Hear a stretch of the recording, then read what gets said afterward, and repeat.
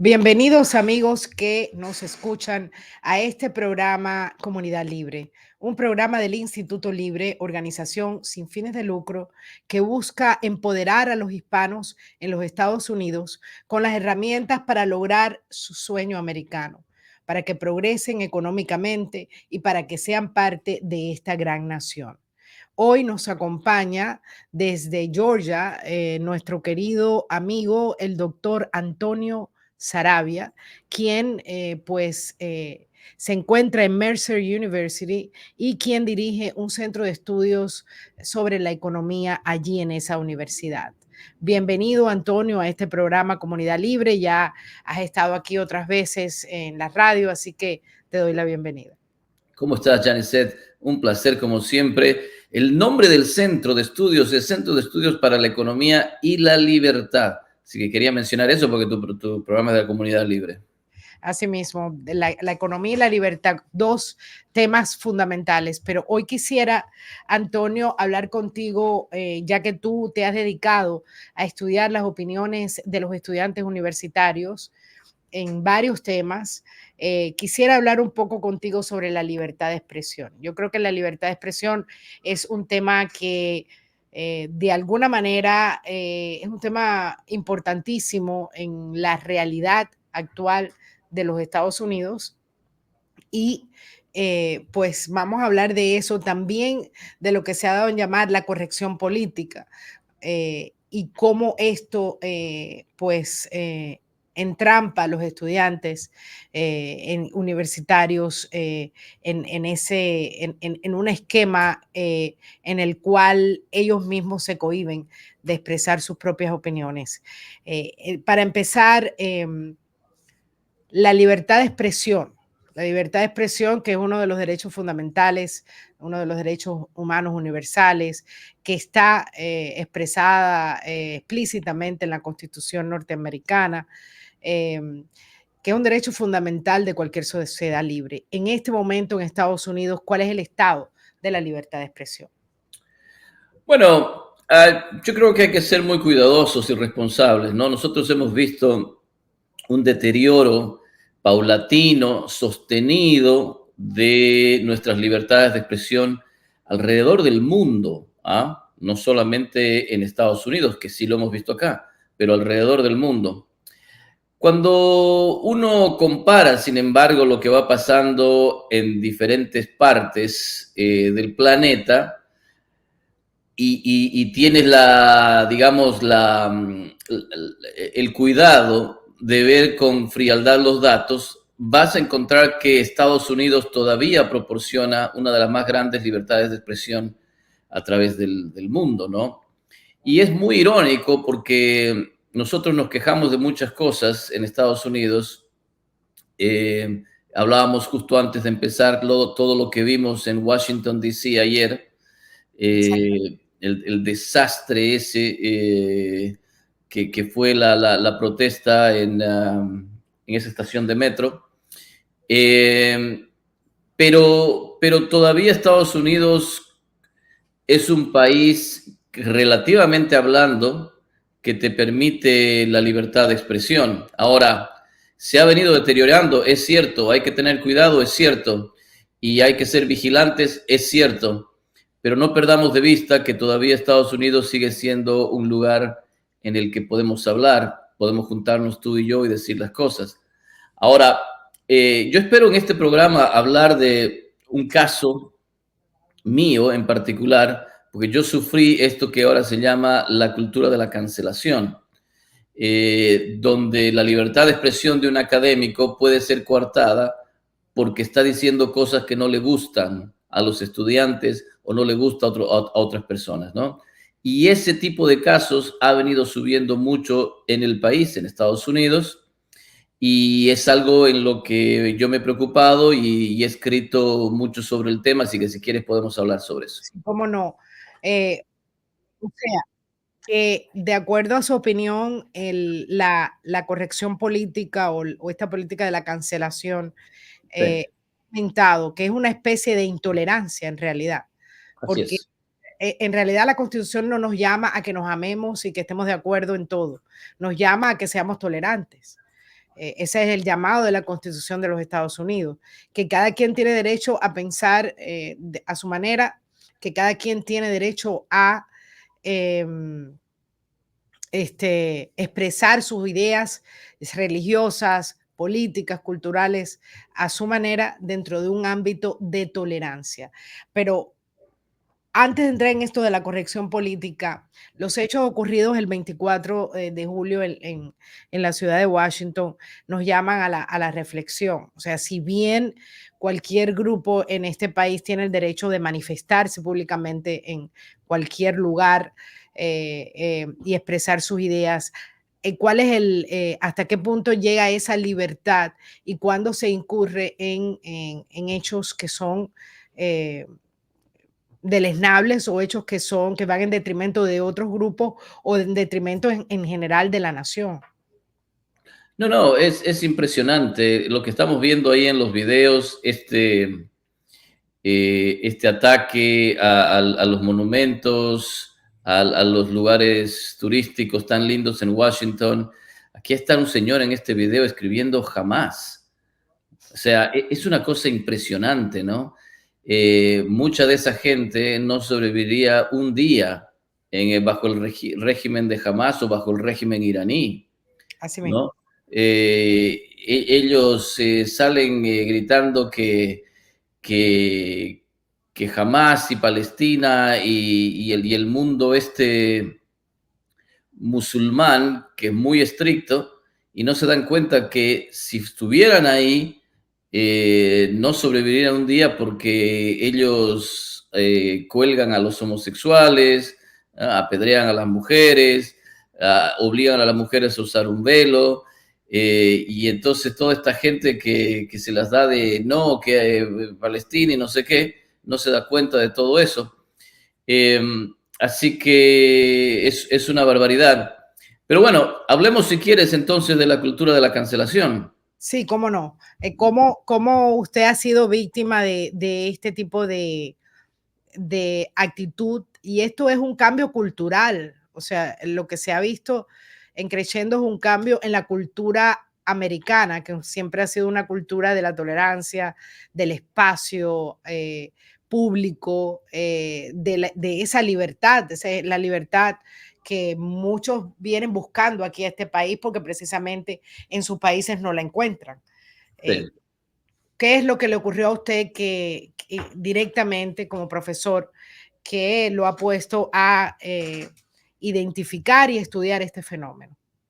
Bueno, yo hace ya unos 4 o 5 años hice un debate en Mercer University con otro profesor sobre el tema de la justicia social. Y la pregunta era, ¿es la justicia social justa o no? Y yo tomé la posición de que la justicia social no es justa y el otro profesor de que sí era justa, ¿no? Bueno, es un debate académico, pero como todos los debates llama mucho la atención. Llenamos un auditorio de 200, 300 personas, 300 estudiantes, muy interesados en escuchar las dos, ¿no? Las dos posiciones.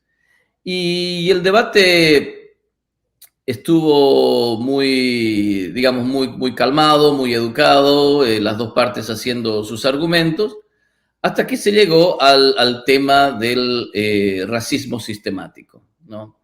No, que hay racismo sistemático en Estados Unidos y por lo tanto necesitamos justicia social, etcétera. Mi posición fue, no, no existe racismo sistemático en Estados Unidos.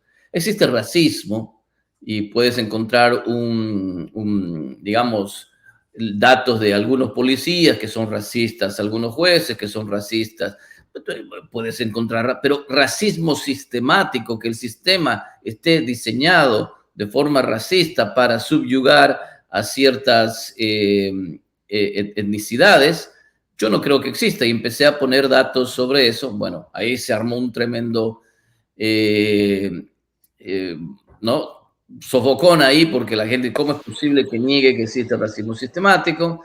Y bueno, a partir de ahí empezaron las protestas al día siguiente y estudiantes que querían que yo vaya otra vez a explicar las cosas y fui a explicar las cosas, pero eso no satisfizo a la gente porque... ¿Cuál es la base del profesor que sostenía que sí existe un racismo sistemático en Estados Unidos? Bueno, es la misma historia de siempre, ¿no? Es decir, bueno, ¿por qué tenemos más negros o afroamericanos en la cárcel cuando son un porcentaje tan chico de la población, ¿no? Entonces decía, bueno, los negros somos el 30% de la población, pero en las cárceles somos el 90%. Eso te muestra que hay racismo sistemático, decía, ¿no? O por qué los policías paran a los negros mucho más que a los blancos, racismo sistemático, ¿no? Y esa es una narrativa muy popular, pero cuando empiezas a ver los datos te das cuenta que la realidad es distinta. Hay una sobrerepresentación de negros en las cárceles, es cierto, pero es porque la preponderancia del crimen dentro de la comunidad negra o afroamericana es también muchísimo más alta que entre las otras comunidades, ¿no? Existe mucho más crimen y por lo tanto eso explica que haya mayor proporción de negros en las cárceles. O que los policías paran más a los negros es posible, pero es porque otra vez existe mayor preponderancia en el crimen. Yo cité un paper muy interesante que para mí proporciona una evidencia fantástica y este paper muestra que unos investigadores siguieron a población afro en Nueva Jersey, en Nueva York, población afro, pero que la mitad de ellos eran afro, digamos, negros de Estados Unidos, y la otra mitad eran negros de países caribeños en Latinoamérica, o sea, que venían de Haití, que venían de República Dominicana, etc. Y estos dos grupos vivían en barrios muy cercanos uno al otro, ¿no? Entonces eran sujetos de la misma tipo de actividad económica en el lugar, ¿no es cierto? Ellos lidiaban con el mismo departamento de policía, simplemente que eran dos grupos, afro de Estados Unidos y afro de caribeños. Bueno, estos investigadores siguieron estas dos comunidades y se empezaron a dar cuenta que los afrocaribeños tuvieron mejores resultados a través del tiempo. Por ejemplo, sus jóvenes se graduaban más del high school, se metían en menos problemas, había una menor preponderancia de crimen. Cuando se graduaban de los high schools y los seguían, muchos de ellos iban a la universidad, etc. En cambio, con los otros afros de Estados Unidos, había mucho más problemas, había mucho más crimen, tasas menores de graduación del high school, etc. Y uno se pregunta y dice, bueno, pero a ver un ratito, si aquí hay racismo sistemático y los dos grupos son negros y los policías no pueden distinguirlos entre los dos, ¿no? Entonces, ¿por qué esta población tiene más problemas que la otra? Entonces, ahí te das cuenta que no es racismo sistemático, ¿no? Es un problema de las comunidades afroamericanas. Exacto. Que viene de hace mucho tiempo, ¿no? Porque si tú ves las comunidades afroamericanas a principios del siglo XX, a pesar de todas las situaciones que había aquí de racismo, que en muchos estados, etcétera, tú veías que era una población pujante, que tenía nuevos negocios, que tenía toda una dinámica de crecimiento. Pero de pronto estas comunidades han sucumbido por ejemplo, familias rotas. La mayoría de las mujeres tienen hijos que los padres no están presentes. Y eso pues promueve más que los jóvenes entren en actividades de delitos, de crímenes, etc. Habría que ayudar a esas comunidades más que todo a salir de este círculo de miseria y de criminalidad. Claro. Más que atacar el sistema. Es cierto, exactamente. Es porque cuando atacas el sistema y dices, no, es que es racismo sistemático lo que subyuga a estas comunidades, lo que hace que no progresen, que no se desarrollen, que no sean exitosas, entonces lo que haces es te liberas de la culpa y dices, no soy yo el problema es el sistema que me tiene subyugado. Entonces yo soy una víctima y como soy una víctima, entonces tengo que exigir, ¿no?, que se me haga justicia, la famosa justicia social. Entonces, como soy víctima, yo no tengo culpabilidad de mis problemas, solamente soy un receptor de esta cosa externa y por lo tanto demando que el resto del país me dé cosas, me ayude, ¿no? Entonces, eso para mí es muy importante y es muy importante mencionarlo como académico y como profesor, porque yo no quiero que los jóvenes de ninguna raza se sientan víctimas. El Así minuto mismo. que se sienten víctimas, dejas de pelear por lo tuyo, porque dice, ¿para qué peleo por lo mío? ¿No es cierto? Si me tienen aquí de víctima, nunca voy a lograr nada. Entonces, yo no quiero que mis hijos, por ejemplo, crezcan pensando que son víctimas, o los Exactamente. hijos de mis amigos negros, afroamericanos, que crezcan pensando que son víctimas. Entonces, por eso yo hice ese debate, me pareció muy importante presentar estos argumentos. Bueno, se armó un escándalo, como te podrás imaginar, y la gente pedía mi cabeza y que vaya a training, esto sensitivity training y no sé qué. Y bueno, gracias a Dios, Mercer University es una universidad muy seria y la decana y el presidente de la universidad estuvieron siempre respaldándome porque entendían que esto es una discusión académica y no pasa nada, ¿no?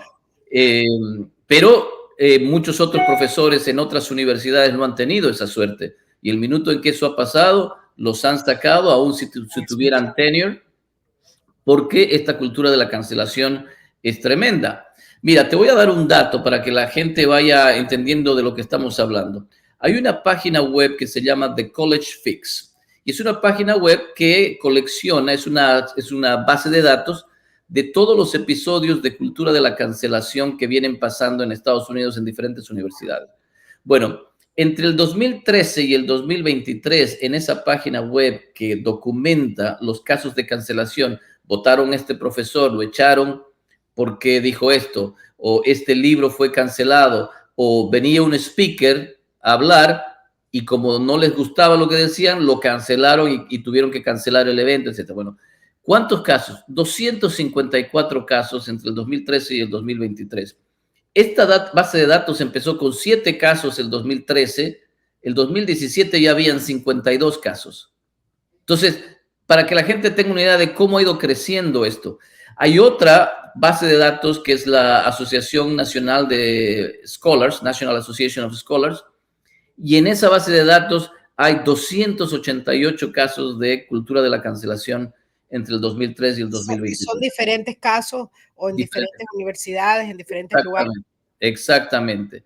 Entonces, por ejemplo, en abril el profesor de química iba a ir a una universidad a hablar de no sé qué y entonces le dijeron que no porque eso no le convenía a ciertos grupos y entonces estos grupos hicieron una protesta y no fue. Por ejemplo, estoy leyendo acá, eso fue en San Francisco State University. Y así, y hay casos muy sonados, ¿no?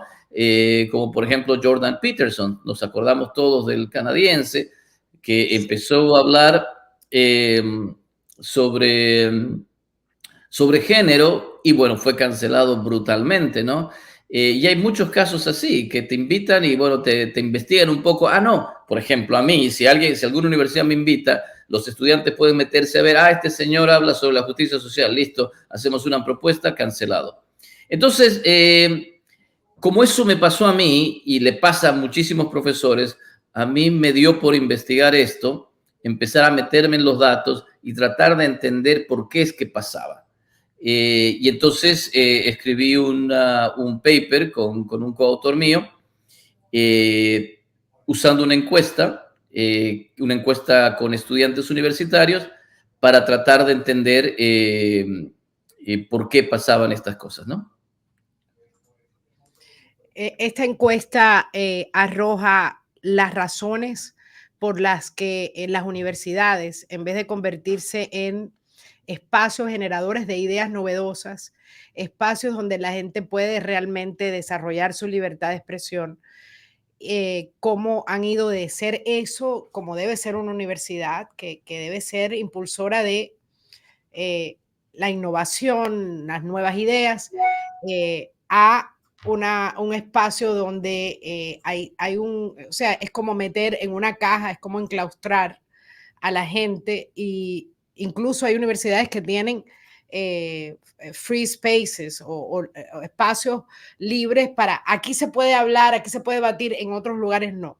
Pero si Estados Unidos como nación es un es un espacio libre, o por lo menos esa fue la idea de los fundadores de esta nación, y Sí. hasta el momento se había practicado de esa manera, con grupos disímiles, porque aquí hay grupos religiosos que no se caen bien, aquí hay grupos políticos que no se caen bien, pero había un espacio donde donde se extendía la tolerancia.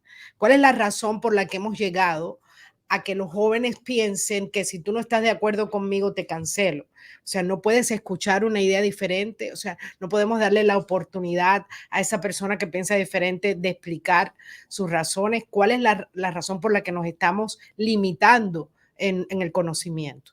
Sí, bueno, es una narrativa que viene de la izquierda, que ha venido siendo exitosa.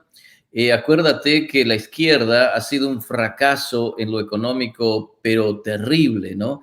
Entonces nadie con tres dedos de frente va a, digamos, apoyar ideas de izquierda en lo económico.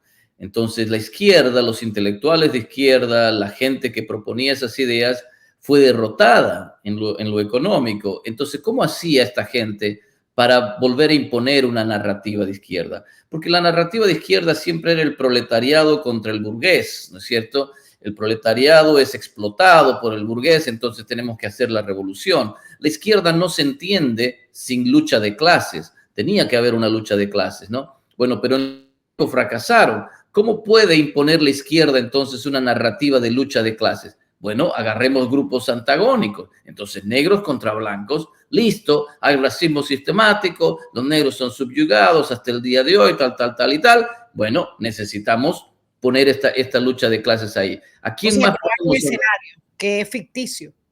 Exactamente, pero tenemos que instalar la narrativa, ¿no es cierto?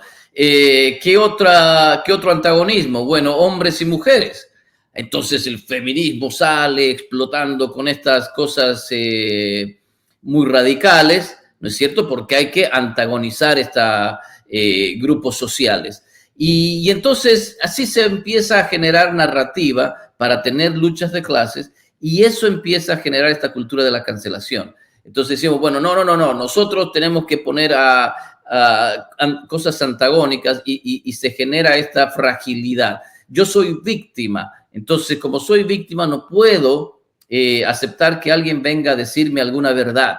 Entonces tengo el derecho como víctima de rechazar eso. Y hay de aquel que me diga que no puedo rechazarlo, porque ojo, soy víctima, eso me da una legitimidad.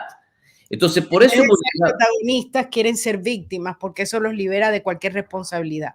Exactamente, pero además te da la legitimidad de poder cancelar a alguien, porque si soy víctima y todos reconocemos que eres víctima, entonces vamos a entender tu reacción, ¿no? La vamos a entender e incluso la vamos a aplaudir. Vamos a decir, bueno, que como tú eres víctima, no querías oír esta cosa, pobrecito, perfecto, vamos a dejar que canceles eso. Entonces se genera una permisividad, ¿no? En las universidades. Las universidades ahora, todas tienen un departamento de inclusión. ¿Cómo es esta cosa? Diversidad, inclusión, equidad, Y el equidad. DEI, ¿no? Diversity, Equity and Inclusion.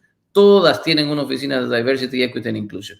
¿Y qué significa Diversity, Equity and Inclusion? Significa eso, significa que vamos a entender a las minorías como víctimas y por lo tanto vamos a generar programas o cosas que hagan que les reinstauremos algunos beneficios a esta gente simplemente porque o son negros, o son hispanos, o son mujeres, o son gays, o no sé qué, ¿no?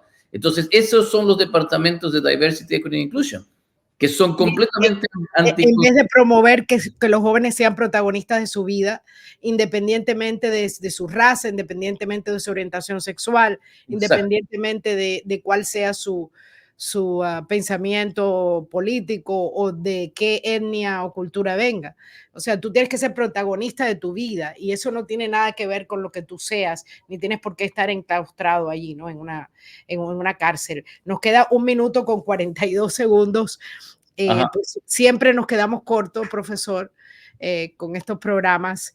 ¿Qué usted le diría a esos jóvenes que están en las universidades hoy? Pues yo les diría que empiecen a ver su vida como algo que ellos pueden crear, que ellos pueden desarrollar.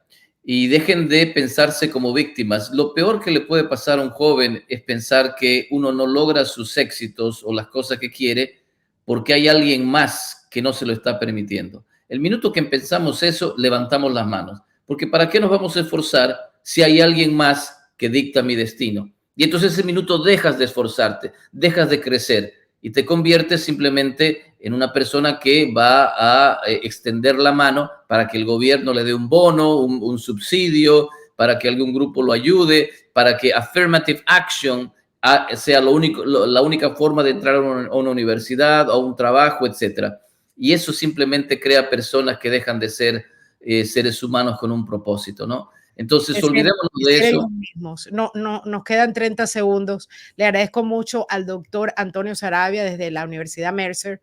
Él es el que dirige el Centro de Estudios para la Economía y la Libertad allí en esa universidad. Y espero tenerlo de nuevo por acá. Ya en radio y en video ahora, para que comparta sus importantes ideas y estudios con nosotros. Claro que Muchísimas sí. gracias, doctor. Nosotros nos despedimos, no nos queda tiempo para más. Esperamos que nos sintonicen el próximo lunes a las 11:30 de la mañana aquí por la Nueva Poderosa. Buenas tardes, Miami.